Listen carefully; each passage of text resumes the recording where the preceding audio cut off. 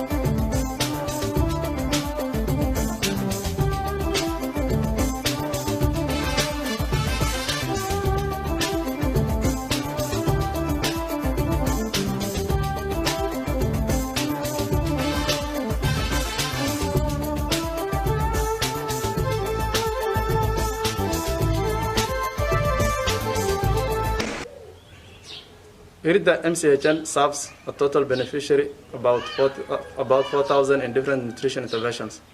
Some of the nutrition components implemented in IRDA MCHN include OTB services, TSFB services, and MCHN.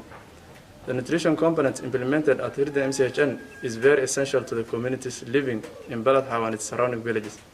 This is because there is treatment of both SAM and MAM cases, there is provision of blanket supplementary feeding, there is provision of macronutrient supplementation, there is provision of IYCF counseling sessions on importance of exclusive breastfeeding and complementary feeding, there is hygiene and sanitation promotion sessions, routine nutrition screening, provision of ANC and PLC services, mothers deliver food packages, e-vegetable, this is provision of $15 to pregnant and lactating mothers.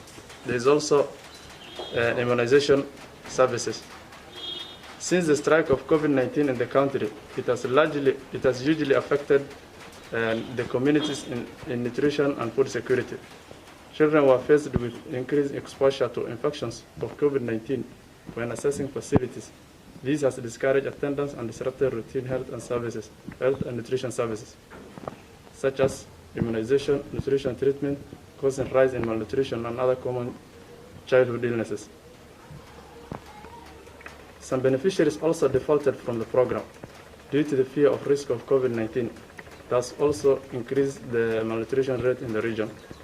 Due to the lockdown and restrictions of movement, the pandemic has severely affected the economy and food security sector, significantly reducing income. A rise in unemployment and disruption of farming and other agricultural sectors have largely been affected. With the effects of COVID-19, we have prepared and designed our program in such a way that we keep the beneficiaries also safe, whereby we have strictly followed the COVID-19 protocol guidance from the Ministry of Health and WHO and other health partners, such as social distancing and use of face masks. IRDA has also participated in the COVID-19 and nutrition training organized by WFP and UNICEF in collaboration with the nutrition cluster.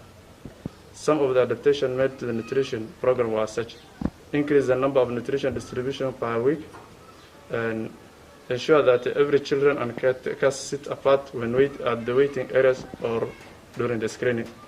IRDA has also shifted the MWAC screening by CNWs to screening mothers to mothers MWAC to minimize exposure of COVID-19. We have also adapted and put our program in a way that our staffs were not easily exposed to the viruses. We have trained our frontline staffs on COVID-19 pandemic. We have also provided the relevant PPEs to the frontline staff, such as the use of mandatory face masks and gloves. Some of the most difficult part in the implementation of the program during the pandemic is that the beneficiaries were very rigid to take the COVID-19 mobilization messages passed by our community mobilizers and our also health experts. It was very difficult for the beneficiaries to understand the protocol of reducing the beneficiary to be served per day. And some of our achievements during this pandemic and the most rewarding part during the pandemic is that a lot of efforts have been made on massive COVID-19 mobilization. Beneficiaries are now able to follow and accept the COVID-19, i.e. the use of proper use of face masks and washing and also sanitization. We were able to refer also beneficiaries with signs of COVID-19 to the district isolation center for testing and for further testing and also isolation. Our partnership with the WFP is built on mutual cooperation, on humanitarian principles, core values, and achieving zero hunger. WFP has offered a lot during the COVID-19 pandemic, whereby they provided the face mask and hand sanitization and hand sanitizers, toilet sanitizers, posters translated in our local language, and also guidance throughout this pandemic.